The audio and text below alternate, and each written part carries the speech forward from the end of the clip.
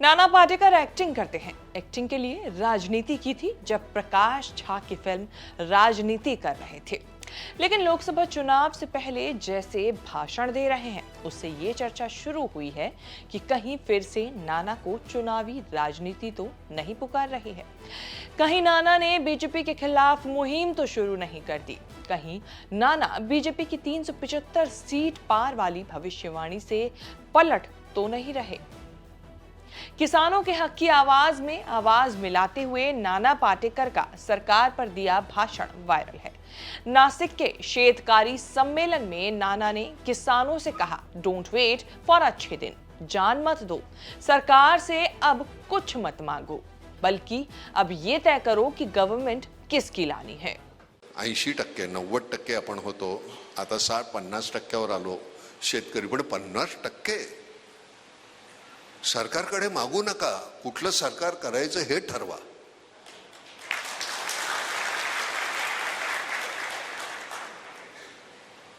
सरकार किसकी लानी है? चुनाव के समय नाना पाटेकर जैसी सेलिब्रिटी ये सवाल उठाएंगे तो सवाल उठेगा ही कि कहीं नाना पाटेकर भी लोकसभा चुनाव की तरफ तो नहीं बढ़ रहे हैं। वैसे नाना ने राजनीति को हमेशा ना ही कही है। कहते हैं वो राजनीति नहीं कर सकते, इसीलिए नहीं कर सकते क्योंकि वो जो बोलते हैं उससे उन्हें पार्टियों से निकाल दिया जाएगा।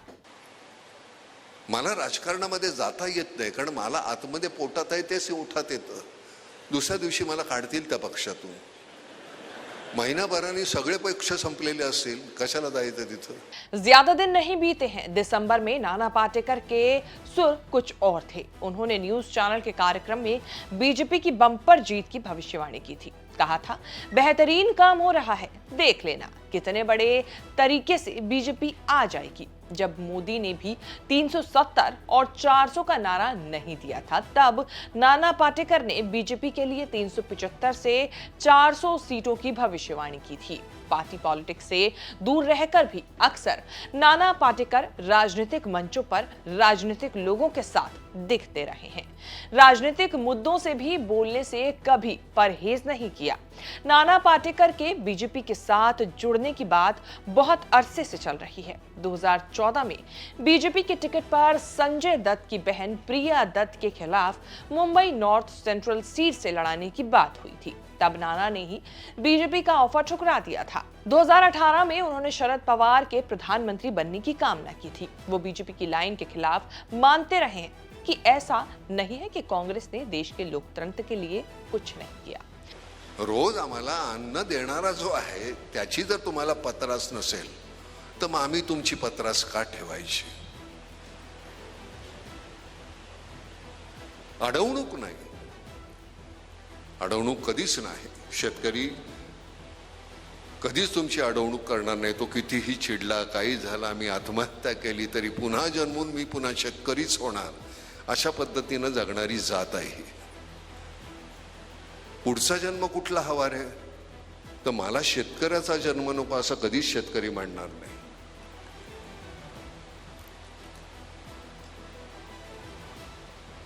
जनावरांची भाषा आम्ही जाणतो, तुम्हाला आमची भाषा कळत नाही का? नाना पाटेकर महाराष्ट्र के रायगढ़ के मराठी परिवार से आते हैं। मुंबई में एक्टिंग करियर के लिए रहते हैं। महाराष्ट्र देश का ऐसा राज्य है जहां सबसे ज्यादा किसानों ने बदहाली से तंग आकर जान दी। किसान परिवार के नाना का दिल आज भी खेती किसानी और किसानों के लिए धड़कता है। कहते हैं कि अगर मैं जान भी दे दूं तब भी किसान के रूप में ही जन्म लूंगा। एक्टर मकरंद अनपुरे के साथ नाना पाटेकर नाम की वो फाउंडेशन संस्था चलाते हैं जो किसानों के हितों के लिए काम करती है। आर्थिक हालात के कारण जान देने वाले 180 किसान परिवारों को 15-15 हजार मदद कर चुके हैं नाना पाटेकर।